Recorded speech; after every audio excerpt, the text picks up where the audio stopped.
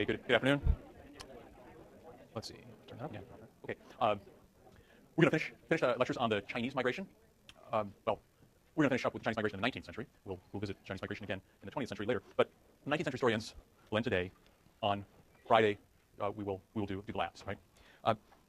Several people have come to my office hours and shown me their work in progress, and I find myself telling many of them the same thing. So I want to say to everybody, pay attention to your thesis statement.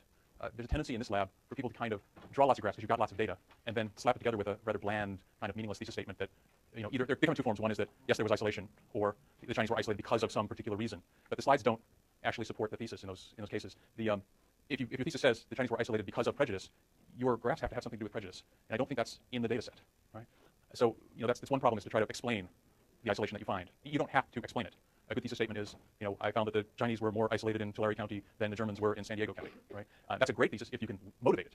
If you can find something to copy or something in a lecture that tells you why San Diego and Tulare should have those differences, then that's a nice statement. I completely made that up. Don't go looking for it. I don't think there is a reason. But it's just an illustration that if you have a thesis that's motivated, you don't have to explain why, right? But a thesis, the other kind of thesis, the one that's sort of bland, yes, the Chinese were isolated, that's not really very good, because isolated relative to what? If you just have a bunch of graphs showing that the Chinese are, if you just have graphs that, for example, only show the proportions of Chinese in census enumeration districts, there's no way that we can say that the Chinese really are isolated based on that, because it's not compared to something else. Maybe every group is that isolated, right? And anyway, I don't want to beat the dead horse, but there's still time to revise that. So, okay, the second small thing is I have labs and midterms. Lab 1 and midterms are graded and haven't been picked up. I have them, so after class, come see me if you need yours. Okay, then let's pick up roughly where we left off. I believe where we stopped last time was looking at this very complicated and interesting slide. It's a pity that the resolution is not better, because we can spend a long time reading all these little signs. But the idea this gets across is, yes, the issue of cheap labor, the issue of the Chinese, is becoming a national issue. And there's a period of time in the 1860s, maybe early 1870s, where it's uncertain which way it will go. 1868, this is a snippet from the Burlingame Treaty, which will play an important role in the story of the Chinese Exclusion Act, obviously because it's essentially the Chinese Inclusion Act, but it illustrates where the Republican Party is coming from. Okay? I think I've explained that, so let's move on. I think we've seen this cartoon as well. So why don't we start here? The national political scene post-Civil War was, to oversimplify, dominated by Republicans. Republicans had won the war, and so those Northern Democrats who were loyal to the Union had essentially become Republican for the most part during the Civil War. Many of them stuck with the Republican Party. In the 1860s and 70s, the party, for a political party, they remain very idealistic and very true to values that I think still resonate today. The Republican Party, and the Republican Party alone, is responsible for the 13th Amendment in 1865, which banned slavery. I think we can all get behind that one, as well as the 14th Amendment, the Equal Protection Clause, which has played such an important role in later civil rights movements, as well as the 15th Amendment, which is the voting rights. The 15th Amendment comes last in 1870, and this is the one that grants all citizens the right to vote regardless of race.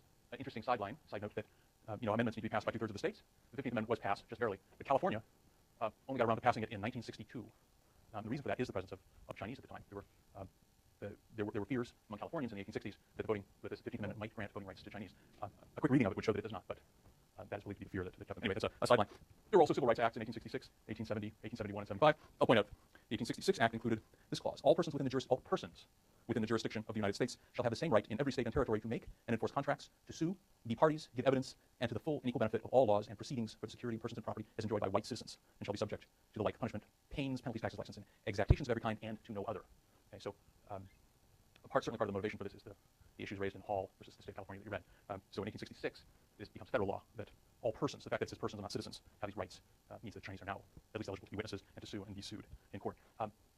There are lots of other good stuff in these other civil rights acts as well. My point here is only that in the 60s and 70s, at least up until 1876, the Republican Party can be seen, at least for a political party, as idealistic. They're pursuing goals I think we still, and I'm quite sure that everybody in Berkeley at least, still agrees are good. They're on the right side. And they're able to do this in part because of Reconstruction.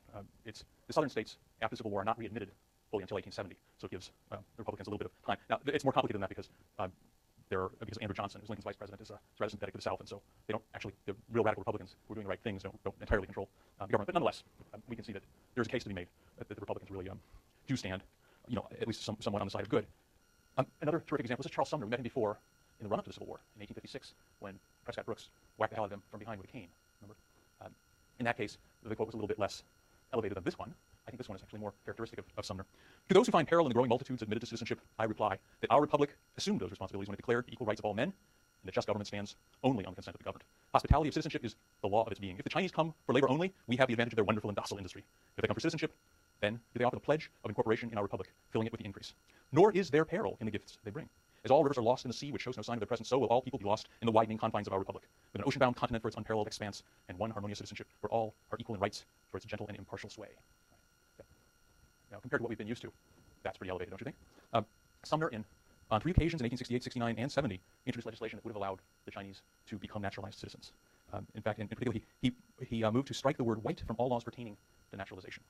Now, in fact, what happened in 1870 was the Naturalization Act of 1795 was amended, but instead of simply scratching the word white, as Sumner would have wanted, what they included instead was aliens of African nativity and persons of African descent. So now, as of 1870, immigrants may naturalize if they are either white or aliens of African ancestry. Aliens of African nativity and persons of African descent. Okay. And that's very clearly devised to exclude the Chinese. It's a compromise that clearly excludes the Chinese. It would have been simpler to just get rid of white, or say naturalization will not be impeded on the basis of race. Okay. So we can see that again, the issue is reaching a national stage, and as I said, the Republicans are, at least in the early phase, in the 1860s, we can make the case that they are the good guys. But they are a political party, and by 1876, the story changes. Here's another cartoon by none other than Thomas Nast, who's responsible for most of the cartoons in this class. And this is not so easy to interpret. White, black, south, north, and the caption, ignorant vote, honors are easy. This is about the 1876 election, the one that brings an end to Reconstruction. And what Nast is saying here is that he's disgusted with the Republican Party. What he sees is that the Democrats are running elections by appealing to ignorant white vote, and the Republicans to ignorant black vote. Recall the 15th Amendment empowers blacks to vote, and they are voting in this period in the South, and guess who they're voting for? So there's a case here, but in Nast's mind, in the mind of many people who were liberal and would follow the Republicans, people who were marching in the Republican parade, believe at this point that the Republican Party has become corrupt, that they are willing to do anything to get elected. And in 1876, the elections between Hayes and Tilden, and they do seem to be willing to do almost anything to get elected. In fact, they flagrantly miscount the votes in Florida. Tilden, the Democrat, got more votes. Hayes winds up being president because of the electoral vote. Does that remind you of anything? Yeah, it is kind of amazing. But the upshot of that is the end of Reconstruction. The deal that's brokered is that Hayes will become president, the Republican will get the White House, and in return, federal troops will be withdrawn from the South, leaving the freedmen to the mercy of the newly empowered whites. And the era of Jim Crow begins. Okay. So the Republicans have this kind of arc between the 1860s and the middle, or the end of the 1870s. The Democrats, on the other hand, have to some extent the opposite arc. They emerged from the Civil War very weakened party. The Democrats in the North who didn't support the Republicans were called Copperheads, and they were viewed as treasonous. So any Northern Democrat who didn't essentially switch allegiance during the war is very much tainted, as we saw the Horatio Seymour cartoon. They're very difficult for them to get elected.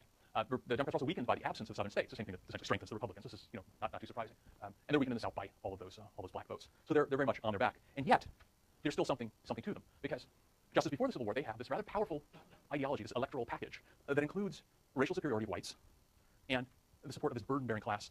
The idea that it's the little guys, the workers, the farmers, even the small capitalists against the big guys, the railroads, the bankers, and there's a lot of those people, and this is still a very appealing electoral story. So while many of the people who marched in the Jacksonian parade have gone over to the Republican side during the Civil War, the Democrats' job is to get them back. And over this period, it's not too surprising that they do. And I think the racial superiority story plays a big role in how they do it in California. It's in some sense, it's an exact replay of what we saw them do in the North before the Civil War, right? They supported of the Irish Catholics against the free blacks.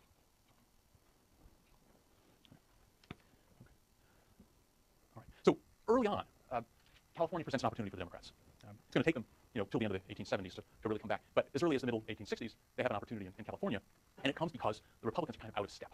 We saw the Burlingame Treaty of 1868 that essentially assured Chinese the right to migrate to California. We know that was already unpopular in California, where anti-Chinese sentiment is growing. In 1867, George C. Gorham is running for re-election, and he gets killed. Not literally killed, but he loses quite big. And this is one of the cartoons. You can see exactly how his opposition, how the Democrats are playing it.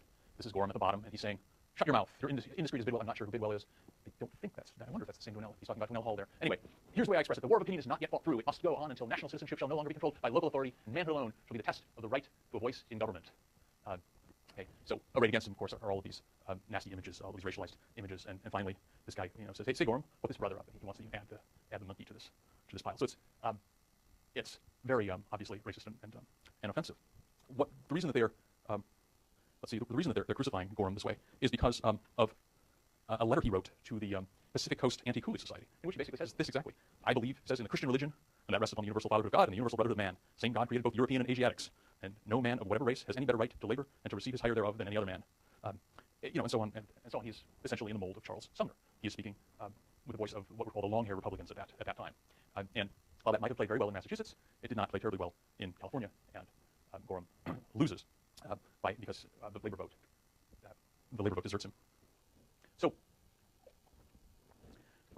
what's different about California, why California presents this opportunity for Democrats, is mainly the stuff that we said already on Monday. Labor is pretty strong in California this time, especially we're talking about 1867 here. So this is before the Transcontinental Railroad. So this is still an era where labor is in very short supply.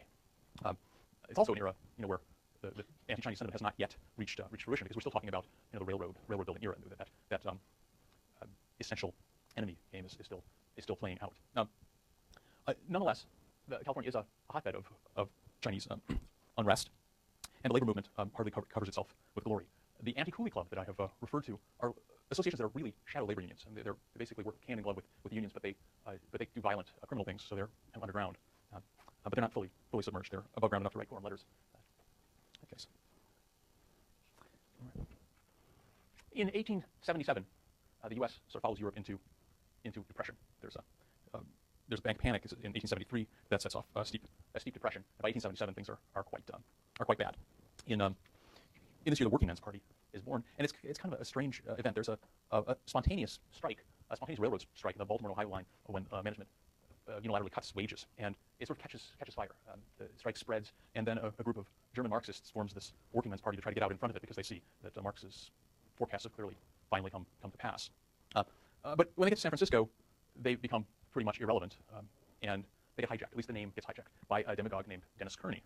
Kearney, whom we saw a quote from earlier, the rather bloodthirsty quote about capitalists and their, the one that conflated capitalism and Chinese together as the two evils.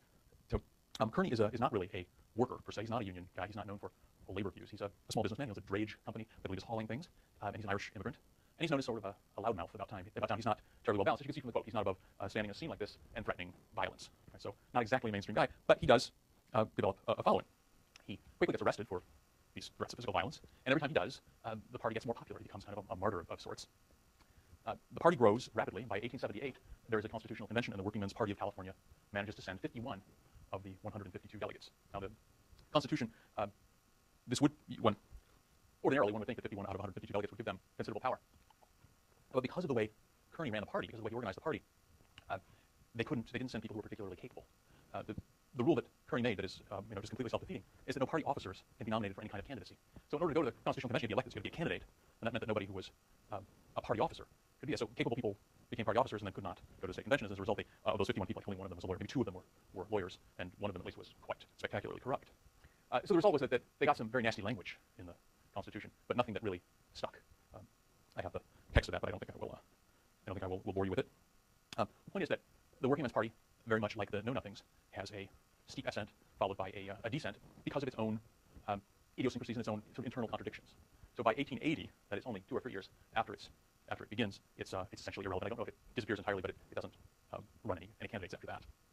By that time, the labor which the Working Men's Party had in its pocket goes mainly to the Democratic Party, because the issue naturally, the anti-Chinese issue, which is all the Working Men's Party is about, essentially becomes national after California tries and fails to prohibit Chinese immigration, because California doesn't have the power to do it. It becomes a national issue, right? And so why follow this crackpot when you can join the Democrats who actually have a chance of doing it?